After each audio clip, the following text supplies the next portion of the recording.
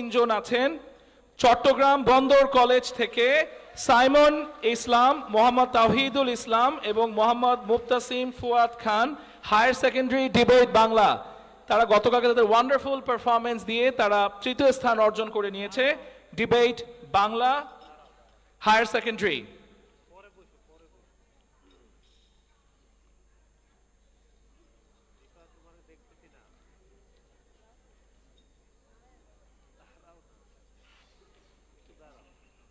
Bakemans international language লিগের এবারে তৃতীয় আসর, আজকে আমাদের প্রাইজ গিভিং সেরেমনি হচ্ছে এবং আজকের মাধ্যমে আমাদের তৃতীয় আসরের পর্দা নামবে।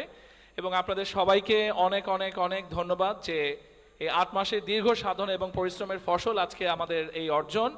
এবং আমরা অনেক ভাষার কৃতিত্বের লড়াইয়ে, শ্রেষ্ঠত্বের লড়াইয়ে আমরা দেখতে পাচ্ছি এই উইনারদেরকে, যারা আপনাদের সামনে আজকে স্টেজে আছেন।